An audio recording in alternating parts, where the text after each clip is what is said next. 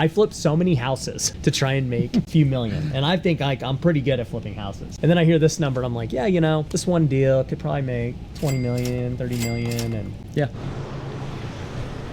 We are getting some documents signed, even when we're out and about doing all this stuff. I mean, we've got all these deals going on in other locations, and sometimes you got to do deals on the move, and today's one of those days. Things just land at a particular time. Getting it done.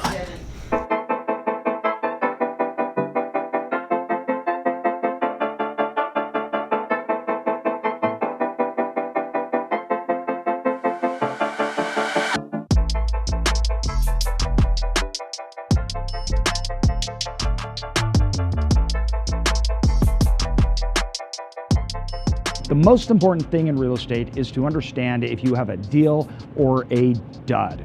You make your money when you buy. And this is especially important when doing developments or conversions because the process is so long, so expensive, and there's so much risk.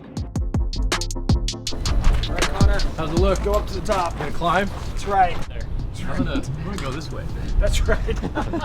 So when we're looking for deals, there's two sides. The first side is the overall market, meaning, is this market going to allow this deal to work? The second side is the asset itself, and that includes everything from capital expenditures to price to contracts.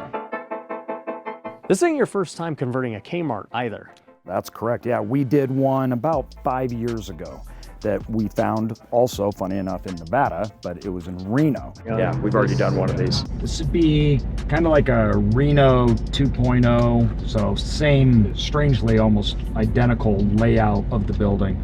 So they were obviously both the same retailers that owned it. So looking at doing the exact same indoor conversion into climate controlled self-storage, turning the outdoor parking plus the separate parcels into multifamily and kind of surrounding the whole property with multifamily, building in our own demand.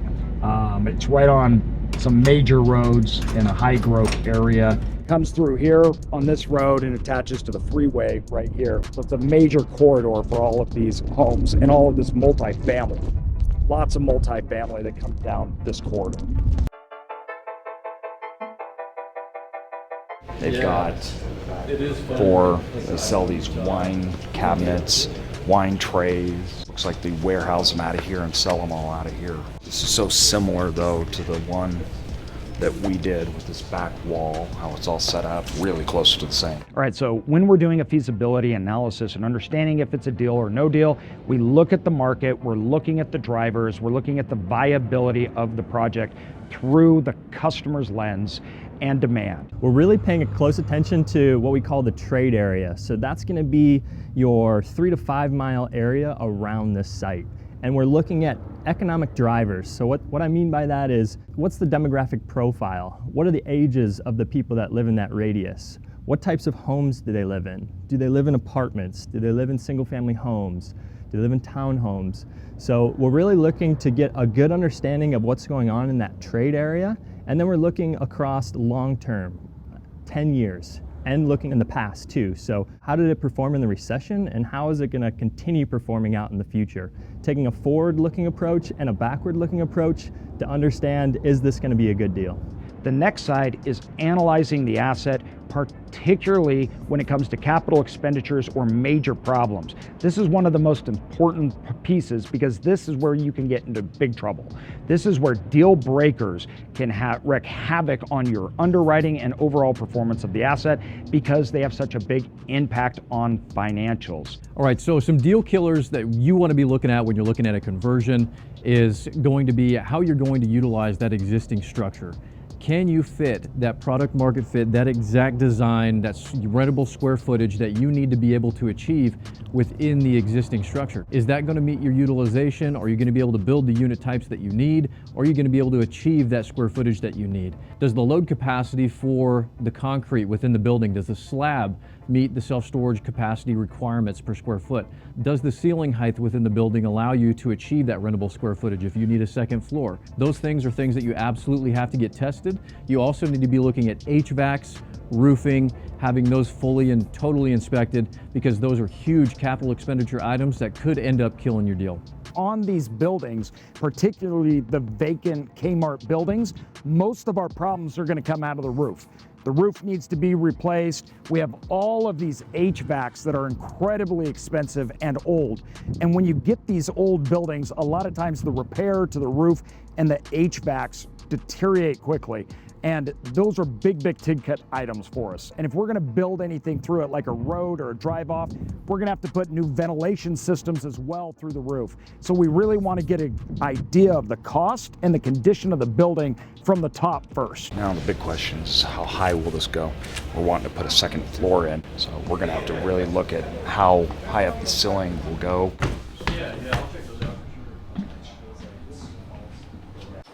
I don't think we could do it here. This isn't high enough right here. Like you wouldn't be able to do roll doors. Yeah. I'm wondering what the requirements of code is going to be. Yeah, height. Yeah, this section. This is where we need take to out this shoot. mezzanine and then have. Yeah, Connor needs to come over here and shoot up there.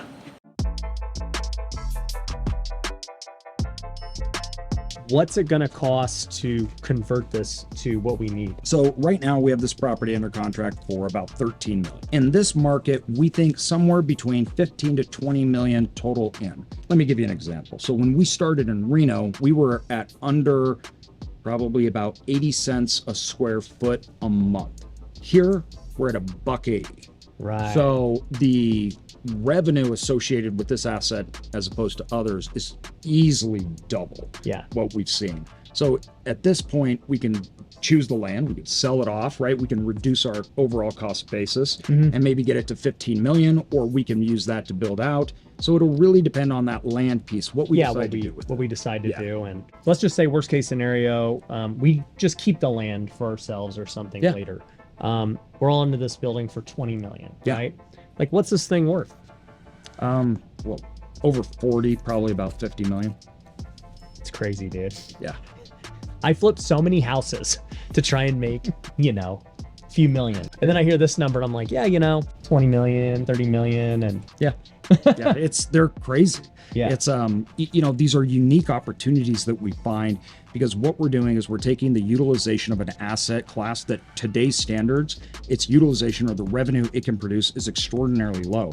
And we don't have to do a whole lot to dramatically increase that revenue, which changes the valuation completely and how it's viewed, how it's held, the source of the revenue, and how much. It's an easy transition for us to do with huge gains. When understanding demand through our overall feasibility analysis and what we're looking for is also the time to really analyze those big capital expenditures, those make it or break it things in the deal, and how much that this overall market can bear.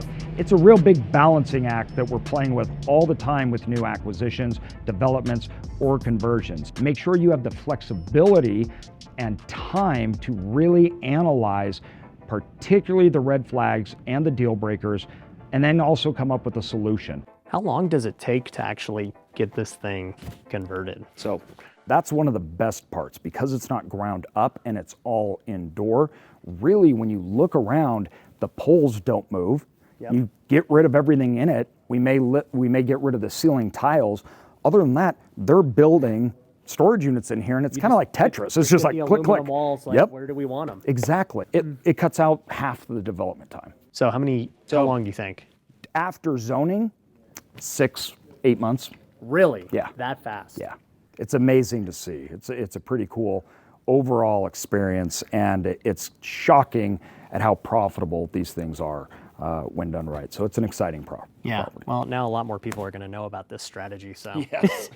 We might have more competition, but we're gonna surely crush it on this one. 100%. So make sure that contract allows you to have flexibility. You can keep it short, so you can have a short contract, but then have provisions in the contract that open it up for you to resolve or solve issues.